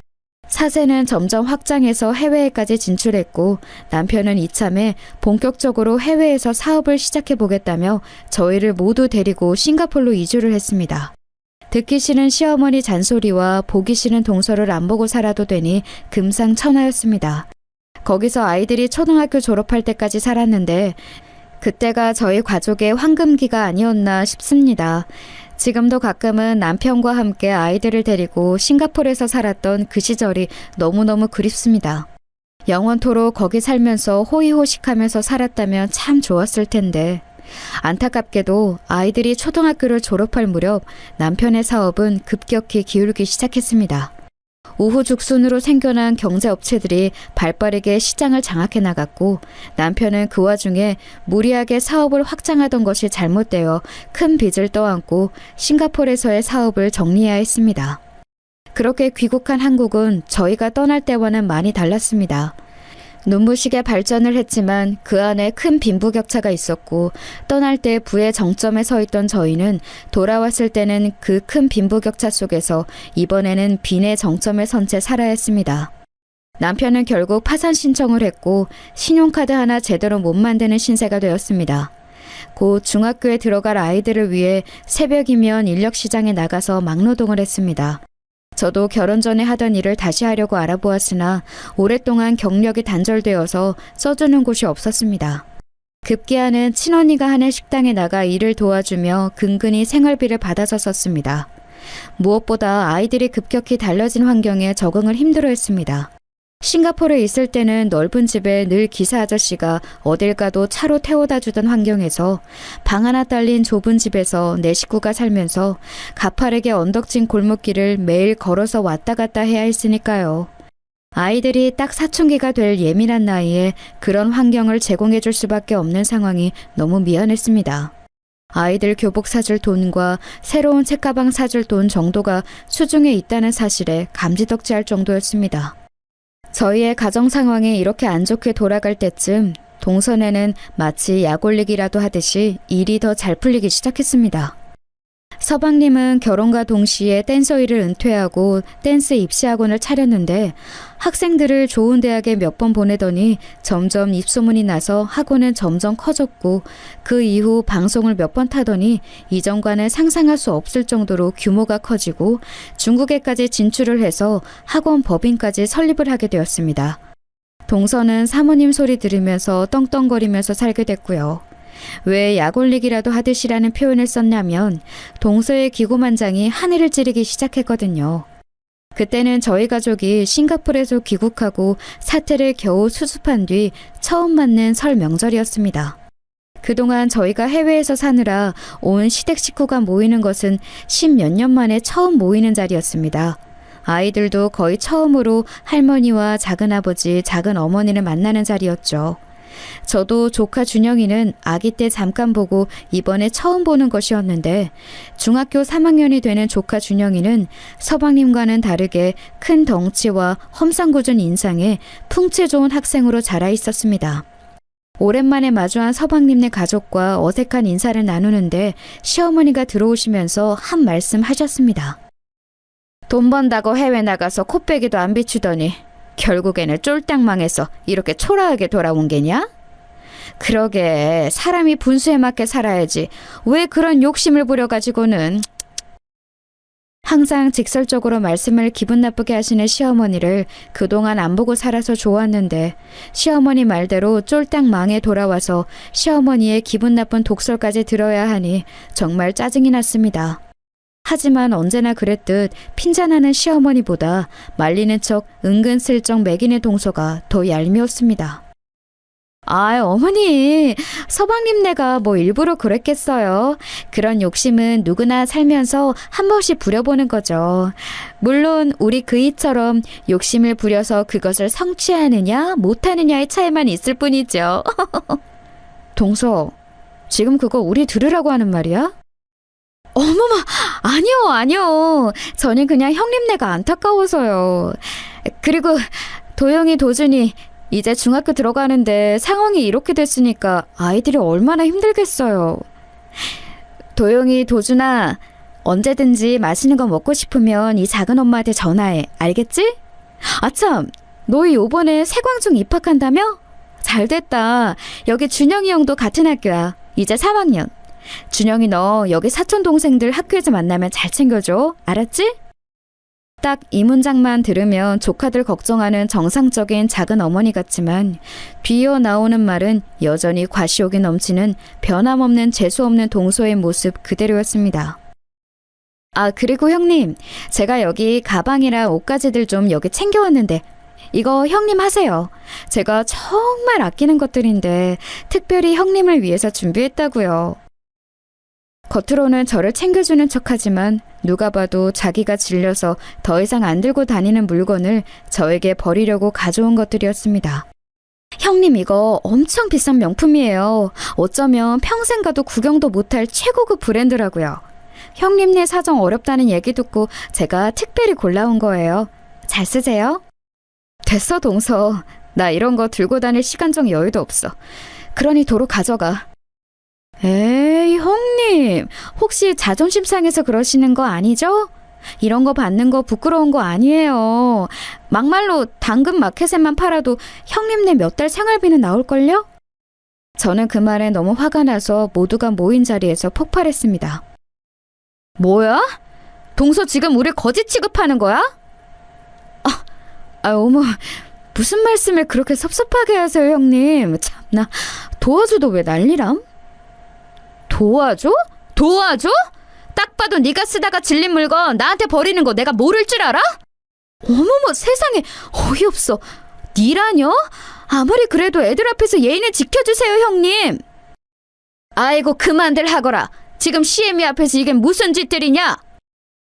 시어머니가 말리지 않았더라면 아마 그날 동서랑 저는 머리끄댕이를 잡아도 시원하게 잡았을 것입니다. 그래요, 어머님, 아버님. 사업이 망해서 어쩔 수 없이 귀국한 것도 사실이고 저희도 지금 사정 어려워서 매 밥 한 끼, 매달 생활비가 아쉬운 상황인 것도 사실이에요. 하지만 그렇다고 해도 어머님이나 동서 도움은 필요 없이 저희 힘으로 극복해 나갈 거니까 더 이상 그 부분은 말씀 안 해주셨으면 해요. 그럼 저희는 먼저 일어나겠습니다. 저는 그렇게 남편과 아이들을 데리고 먼저 자리를 박차고 나왔습니다. 문을 나서는 뒤로 시어머니가 혀를 차며 말씀하셨습니다. 만면일이라는 것이 어쩜 저리 드세누. 어휴. 내비두세요, 어머님. 형님이 지금 좀 상황이 어려운 상황이잖아요. 저 상황이면 누구라도 자격지심 생길 거예요. 저는 다시금 뒤돌아서 동서의 머리끄댕이를 잡아 뽑고 싶었지만 아이들을 생각해서 꾹 참고 문을 나섰습니다. 남편 사업이 망한 것도 서러운데 제일 싫어하는 인간으로부터 그것으로 비아냥을 받아야 하는 상황이 너무 싫었습니다. 너무 열받고 자존심이 상해서 돌아오는 길에 눈물을 뚝뚝 흘렸습니다. 엄마, 왜 울어? 도영아, 도준아, 엄마 아빠가 미안하다. 왜 미안해? 울지마, 엄마. 그렇게 설날의 난리는 끝이 났고 어느덧 계절이 바뀌어 아이들이 중학교에 입학을 할 때가 되었습니다. 저는 어려운 집안 상황 속에서도 부디 아이들의 중학교 생활만은 순탄하기를 두 손 모아 간절히 기도했습니다. 하지만 하늘은 저의 그런 간절한 기도를 처참하게 외면했습니다. 아이들이 중학교에 입학한 그 해였습니다. 아이들은 힘든 과정 상황 속에서도 다행히 중학교에서 적응도 잘하고 친구도 잘 사귀는 것 같았습니다. 그런데 아이들이 학교가 끝나고 집으로 돌아온 어느 날, 그날따라 아이들의 낌새가 조금 이상했습니다. 쌍둥이 두 녀석이 똑같은 얼굴, 똑같은 표정으로 울상이 되어 있었습니다. 도영아, 도준아, 무슨 일 있었어? 표정이 왜 그래? 아니야, 엄마. 아무 일 없었어. 아무 일 아닌 게 아닌데 엄마한테 얘기해봐. 아무것도 아니라니까. 쌍둥이들이 한 입을 모아 아무것도 아니라며 신경질을 내고선 방으로 들어가 버리는데 아무래도 느낌이 조금 이상했습니다. 도영, 도준, 얼른 나와서 씻어. 우리 오늘 안 씻을 거야. 왜 또 쓸데없는 고집이야. 오늘 날 더우니까 빨리 나와서 씻어. 안 씻는다니까. 아휴, 이놈 새끼들 요새 말을 왜 이렇게 안 듣는지. 얼른들 안 나와? 저는 억지로라도 아이들을 끌고 화장실로 가서 씻기려고 방문을 강제로 열었습니다. 그런데 그때 두 녀석이 교복 셔츠를 벗고 있다가 제가 들어서니까 화들짝 팔뚝을 가리는 게 아니겠어요? 뭐야, 너네? 뭔데 가려? 이리 와봐. 아무것도 아니야. 얼른 이리 안 와? 저는 아이들이 가린 팔뚝을 억지로 내보이게 했는데 거기에는 콩알만한 크기의 화상 자국이 있었습니다. 두 아이 다 똑같은 팔뚝 위치예요. 어머나, 너네 이거 왜 이래? 그냥 과학실에서 우리끼리 장난치다가 화상 입었어. 엄마한테 혼날까봐 일부러 얘기 안 한 거야. 내가 못 산다. 얼른 이렇게 해봐. 약 발라줄 테니까. 조심 좀 하지. 그러게 왜 과학실에서 불 가지고 장난을 쳐? 아이들은 시무룩한 표정으로 제가 약 발라주는 것을 바라보고 있었습니다. 다음부터는 조심하고 다시는 불 가지고 서로 장난치지 마. 알았지? 네. 풀이 잔뜩 죽은 채로 시무룩하게 대답하는 아이들을 보면서 저는 조금 의아했습니다. 아니, 아무리 장난을 치다 화상을 입어도 두 아이 다 똑같은 위치에 이렇게 동시에 화상을 입는다고? 저는 무언가 깨름직했지만 아이들이 그렇다고 하니 그날은 그렇게 넘어갔습니다.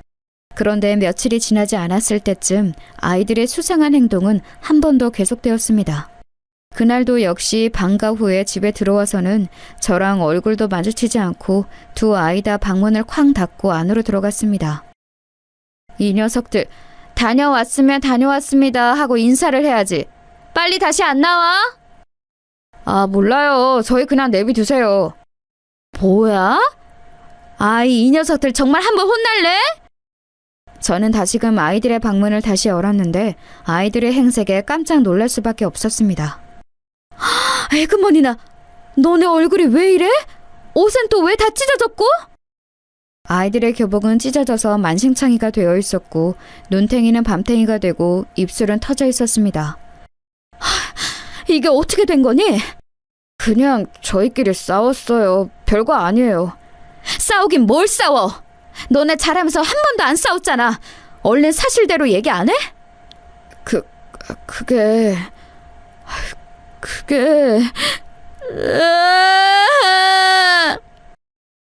제가 계속 추궁하자 아이들은 끝내 울음을 터뜨렸습니다. 한참을 그렇게 울더니 진정이 좀 되자 아이들은 이게 어떻게 된 일인지 자초지종을 설명했는데 저는 정말 경악을 금치 못했습니다. 학교에서 일진 형들에게 잘못 찍혀서 수개월간 계속 괴롭힘을 당했는데 그 정도가 점점 심해지더니 오늘 이렇게 훔씬 두들겨 맞기까지 한 겁니다. 처음에는 500원, 1000원씩 삥을 뜯기 시작하더니 흔히 빵 셔틀이라고 말하는 매점 심부름과 방과 후 가방 셔틀까지 하루가 멀다 하고 심하게 괴롭혔다고 합니다. 행여 심부름을 잘못하면 우유를 아이들 머리에 붓기도 하고 자기 옷에 우유가 튀었다며 빨아오라고 시키기도 했다고 합니다. 나중에는 담배 심부름까지 시켰는데 아이들이 자기들도 미성년자인데 어디 가서 담배를 구하냐고 죽는 소리를 하자 건방지게 말대꾸를 한다며 아이들 팔에 담배빵을 내기도 했습니다. 며칠 전 아이들 팔에 난 화상 자국은 다름 아닌 일진 형들이 담뱃불을 팔뚝에 지져서 낸 자국이었습니다. 쌍둥이니까 똑같은 자리에 하나씩 놔주겠다면서요. 그날 이후로 아이들은 미성년자에게 담배를 파는 가게를 백방으로 찾아다니며 담배 심부름을 했는데 생각보다 받아주는 가게가 잘 없자 일진 형들은 그것을 제대로 못 구하냐며 아이들을 이렇게 두드려 패놓은 것입니다. 저는 아이들의 이야기를 듣고 너무 놀라서 당장에 아이들을 데리고 담임선생님을 찾아갔습니다. 상황을 들은 담임선생님은 미처 신경 쓰지 못해 죄송하다며 저에게 사과를 하셨고 아이들에게 자신들을 괴롭힌 일진들의 이름을 적어보라고 했습니다. 아이들은 쭈뼛쭈뼛하며 그 일진들의 이름을 적어냈습니다. 김지환, 박재철, 황민수, 임준영. 응? 잠깐, 임준영? 임준영이라면 네 사촌형 임준영? 그럼 너를 괴롭힌 일진 중에 그 한 명이 준영이 그 자식이란 말이야? 응, 맞아. 준영이 형이 그 일진 중에 대장이야. 그래서 더 못 말한 것도 있어. 그래도 사촌형이니까. 뭐라고?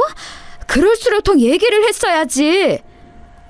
어머님 진정하시고요. 이럴 때일수록 아이들을 탓하시면 안 됩니다. 일단 절차대로 제가 처리하도록 하겠습니다. 저는 너무너무 화가 났습니다. 아이들의 학교 폭력에 시달린 것도 가슴이 찢어지는데 그 주동자가 딴 사람도 아닌 아이들의 사촌형이라니 저는 이대로 가만두어선 안 되겠다고 생각했습니다.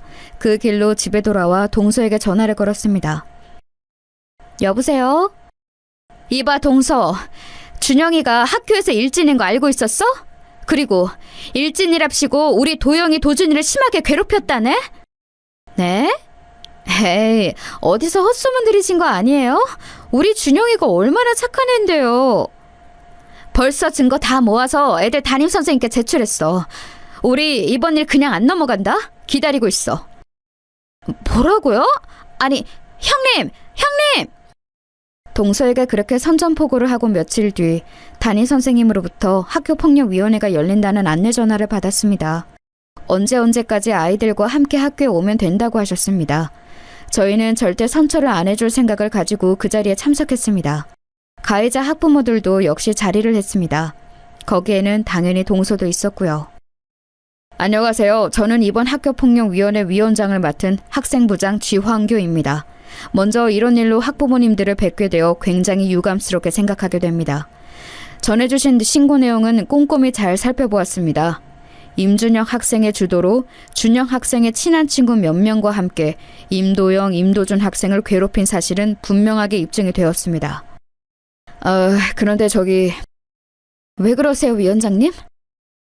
무언가를 말하기 머뭇거리는 위원장님께 제가 재촉하듯 물었습니다. 아무래도 이 사태를 주도한 준혁 학생과 도영, 도준 학생의 관계가 친인척 관계에 있다 보니 이 사안을 학교폭력위원회에서 다루기보다는 개인의 가정사로 보아 동서지간에 계신 두 학부모님들께서 합의하에 원만하게 해결하시는 것이 좋을 것 같다는 의견이 나왔습니다. 뭐라고요, 위원장님? 이건 분명하게 학교폭력이라고요. 사촌 관계 여부를 떠나서 아이들이 분명하게 괴롭힘을 받았다고요. 아이들 팔에 이 담뱃불 자국 안 보이세요? 그것이 저희도 참 유감스럽습니다만 정이 그 부분이 마음에 걸리시면 친족 간의 상해죄로 따로 고소를 하심이. 이게 무슨 경우예요 도대체? 지금 학교가 할 일을 개인에게 책임을 떠넘기는 겁니까? 다시 한번 유감스럽게 생각합니다. 아무튼 이것으로 이번 학교폭력위원회는 마치는 것으로 하고 준영이 어머님과 도영, 도준이 어머님은 따로 남아서 이야기를 나누시지요. 그럼 저희는 이만. 참, 어이가 없네요. 이봐요 위원장님. 이번 일 그냥 안 넘어갑니다. 학교가 해야 할 마땅한 일을 태만하게 처리했다고 교육청에 신고하겠습니다. 형님, 이제 그만 좀 하시고 저랑 얘기 좀 해요. 뭐? 학교폭력위원회와 다른 학부모들이 도망치듯 스리슬쩍 자리를 피하자 동서가 저를 막아서며 말했습니다. 저는 일단 동서와 이 일에 대해 어찌 처리할지 논의부터 해야겠다고 생각했습니다. 형님, 제가 준영이 이 녀석 따끔하게 혼냈어요. 그러니 좋게 이번 한 번만 넘어가요. 네? 그게 무슨 말도 안 되는 소리야. 우리 애들은 아직 준혁이한테 사과 제대로 못 받았어. 그래서 이렇게 오늘 우리가 애들 데리고 만난 거 아니에요. 야, 임준혁, 너 도영이 도준이한테 빨리 사과해. 아, 알았다고. 야, 임도영, 임준혁, 형이 미안했다. 그냥 장난으로 그런 거였는데 그렇게까지 힘들어할 줄은 몰랐다. 자, 도영아, 도준아, 형이 사과하잖아. 얼른 받아줘야지. 그만해, 동서. 이게 이딴 식으로 구렁이 담 넘어가듯이 해결될 일이야? 애들이 받은 상처는 어떻게 하고? 이렇게 애들한테 억지로 사과하고 사과받게 해서 그냥 쉽게 끝내려고? 절대 안 되지. 아이 참, 형님도 애들이 크면서 사촌 형제들끼리 그럴 수도 있는 거지 뭘 그렇게 역정을 내세요? 뭐? 사촌끼리 그럴 수도 있어? 니네 사촌은 니한테 담배빵 내고 막 그러니? 에이, 형님도 흥분하신다. 그럼 뭐 합의금이라도 드리면 돼요? 애들 병원비랑 정신적 피해 보상금이랑 이런 거요? 형님이 필요하신 게 애초에 그거였구나? 야! 너 이리 와봐. 너 오늘 나랑 아주 끝장을 보자.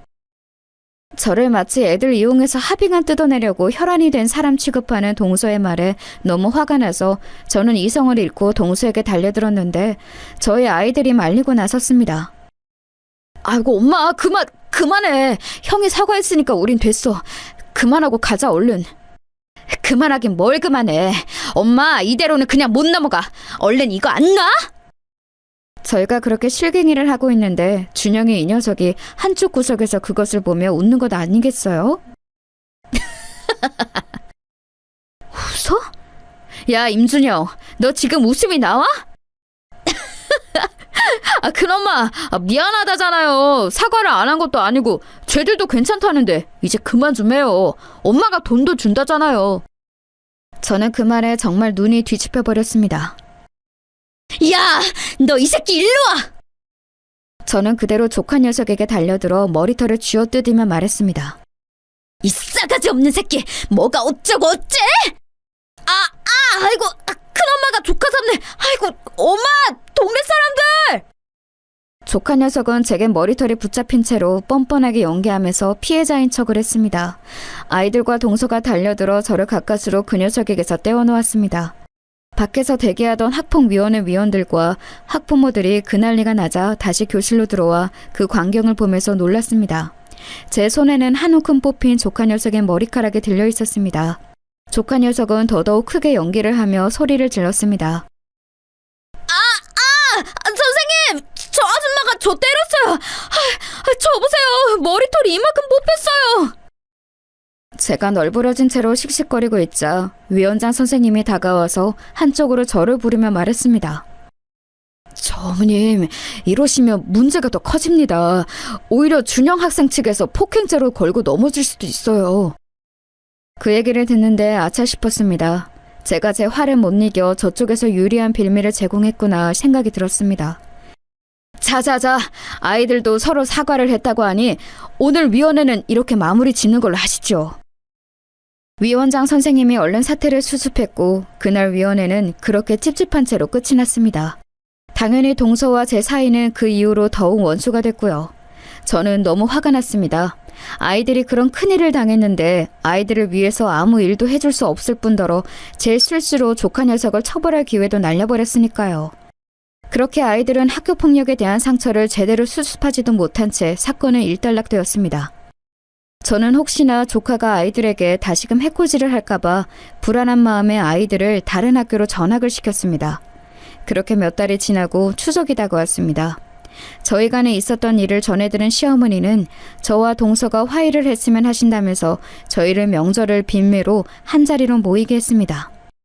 게다가 이번 추석 당일은 제 생일과 겹쳤기에 웬일로 시어머니가 제 생일도 함께 챙길 겸 꼭 오라고 하셨습니다. 저는 그 자리에 가기가 죽기보다 싫었지만 제가 아이들을 위해서 사태 수습을 제대로 못한 책임도 있고 남편과 서방님의 관계도 생각해서 이번 한 번만 숙이고 가기로 했습니다. 그렇게 다가온 명절이자 제 생일날 지난번 학폭위원회 이후로 찝찝함을 서로가 아는 채로 함께한 그 자리에서 저희는 서로 어색한 인사를 나누었습니다. 오셨어요, 형님? 그날 이후로는 처음이네요. 저는 형님이 당연히 이 자리에 안 올 줄 알았어요. 나도 어머님 얼굴 봐서 나온 거니까 괜히 긁지 마. 나 아직 동서에 대한 화 안 풀렸어. 아이고, 그건 저도 마찬가지네요. 그날 준영이 머리털 다 뽑혀가지고 며칠간 얼마나 고생했는지 아세요? 그래, 준영아. 큰엄마가 그날은 미안했다. 학교는 잘 다니니? 도영이, 도준이는 전학 가서 잘 살고 있다. 그럼요. 학교 애들 신나죠. 그래? 신나? 신나겠지. 그땐 아무런 처벌도 안 받고 그냥 넘어갔으니까 신나야 말이 되지. 아니, 형님. 왜 애를 보자마자 시비 거세요? 아이고, 그만! 내가 이러자고 너희 부른 줄 아니? 저와 동서의 묘한 신경전을 시어머니가 제지하고 나서셨습니다. 이제 그만하고 큰애미는 얼른 저녁 준비하거라. 밥 먹으면서 대화를 좀 해보자꾸나. 네, 어머님. 저는 다시 한번 남편과 서방님 그리고 아이들의 면을 생각해서 꼭 참기로 하고 저녁을 준비했습니다. 그날은 추석 당일이기도 하면서 제 생일이기도 해서 저는 큰맘 먹고 준비해온 한우 세트를 꺼내서 굽기 시작했습니다. 아니, 애미야, 이게 웬 소고기냐? 네, 어머님. 오늘이 제 생일이잖아요. 제가 큰맘 먹고 쏘는 거니까 마음껏 드세요. 제가 어머님과 얘기하고 있는데 동서가 껴들면서 얘기했습니다. 어머, 형님이 웬일로 소고기를 다 준비하셨대요? 동서 좋으라고 준비한 거 아니니까 그냥 잠자코 먹어. 하긴 미안하기도 하시겠죠? 자라나는 애 머리를 다 쥐어뜯어 놓았으니 그럼 이건 뭐 일종의 합의금인 셈인가요? 저는 옆에서 비아냥거리는 동서의 말에 이성의 끈이 끊길랑 말랑하게 직전까지 갔습니다. 뭐? 동서 지금 뭐라 그랬어? 아니, 그렇잖아요. 그때 제대로 된 병원비도 제대로 못 받았는데 저희가 그냥 이걸로 합의금 받은 셈 칠게요. 안 그래도 형편도 어려우실 텐데 이 정도로 퉁치죠. 야, 너 진짜 죽고 싶어? 합의금? 합의금은 받아도 내가 받아야지. 내 새끼 때문에 우리 애들 가슴은 갈기갈기 찢어졌는데. 그게 왜 우리 준영이 때문이에요? 우리 애가 분명히 사과했잖아요. 진짜 웃기네. 아, 됐어요. 안 먹으면 그만이지 뭐. 애초에 우린 이딴 싸구려 고기는 안 먹어요. 아니, 그리고 소고기는 드실 줄이나 아세요? 돼지고기도 제대로 구경 못 해봤을 것 같은 양반이? 저는 그 말에 모든 이성의 끈을 놓고 동서의 귀싸대기를 올려붙였습니다. 이게 지금 무슨 짓이에요, 형님? 그래, 나 소고기 먹을 줄도 알고 너도 접해일 줄 알아. 더 맞아봐라, 이년아! 저는 연신 동서의 싸대기를 올려붙이며 훌심히 두들겨 팼습니다.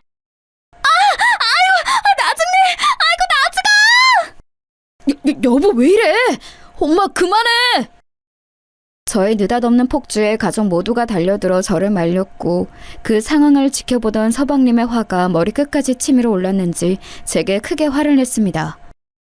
형수님, 아무리 그래도 이건 경우가 아니죠.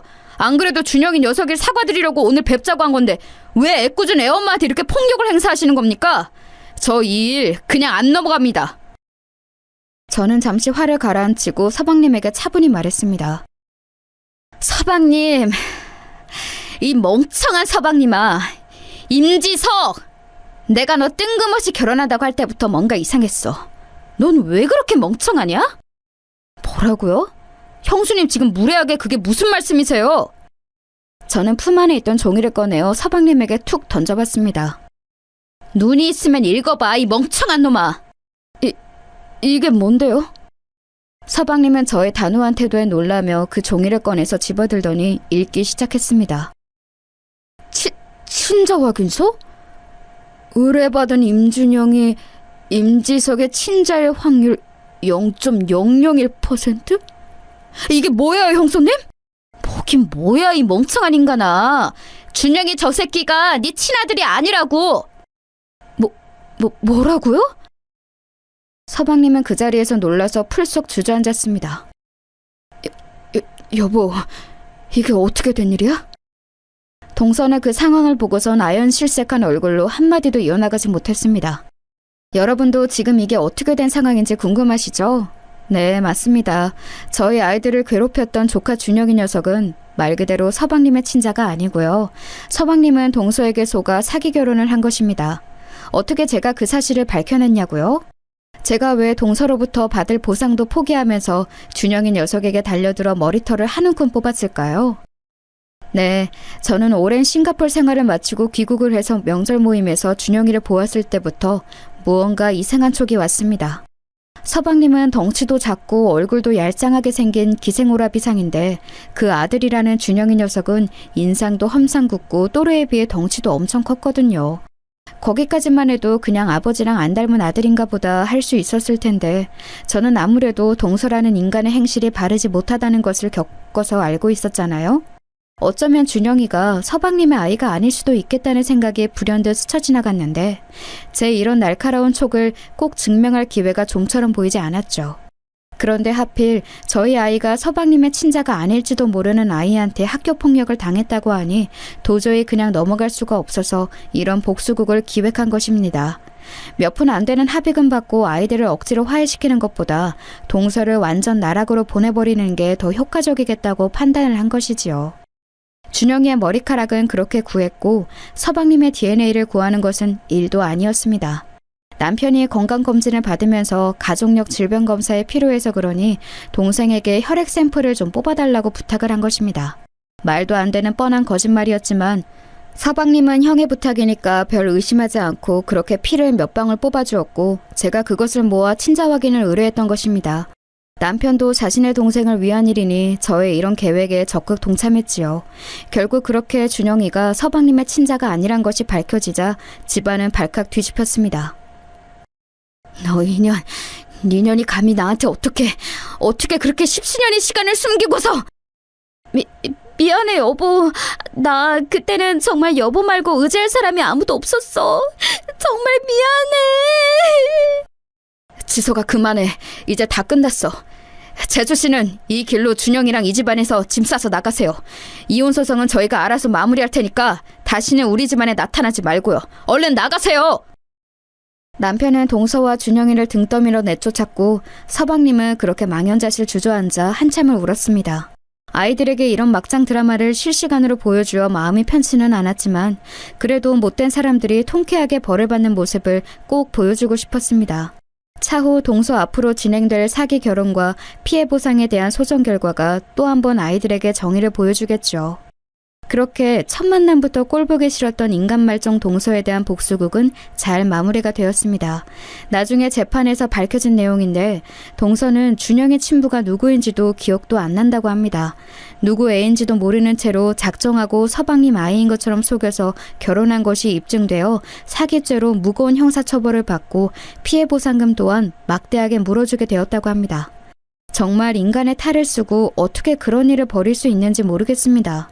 어쨌거나 눈엣 가시 같던 동서가 큰 벌을 받고 저희 집안에서 내쳐졌으니 알토니가 쑥 빠진 기분입니다. 다행히 아이들도 그 이후에 전학간 학교에서 잘 적응을 해서 잘 다니고 있고 남편이 새로 시작한 사업도 조금씩 손익분기점과 가까워지고 있습니다. 남편 말로는 이대로만 가면 어쩌면 예전에 먹고 살기 넉넉했던 때로 다시 돌아갈 수도 있다고 합니다. 저는 다른 것 안 바라고 그저 앞으로는 저희 집안에 평화로운 일만 가득했으면 좋겠습니다. 제가 준비한 사연은 여기까지입니다. 감사합니다.